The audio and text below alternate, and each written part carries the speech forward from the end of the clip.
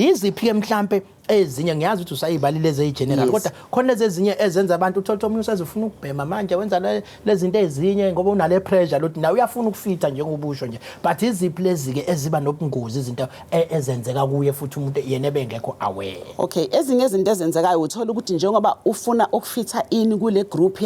yabantu abalingana naye uthola ukuthi abanye abantwana bayaqala babe ne peer pressure ukuthi mhlambe indlela afaneka agqoke ngayo uzofuna ukugqoka njengabanye kungenzeki uthola ukuthi kubangani bakhe noma kubantu abalinganayo sebengena ezintweni ezingalungile uzothola ukuthi ngaleso sikhathi vele kule ngabe sithi uyathomba umntwana khumulani ukuthi usuke like the transition uyashintsha from emntwaneni kuba engene kuba umuntu omdala usuke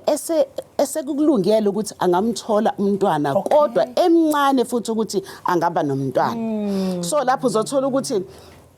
intombazane might want to have a boyfriend kodwa futhi mncane ukuthi angaba ne boyfriend uyadinga ke lapho ukuthi mangabe kunezinto ezinje kanjalo umzali asondele eduze nomntwana wentombazane ukuze amluleke amguide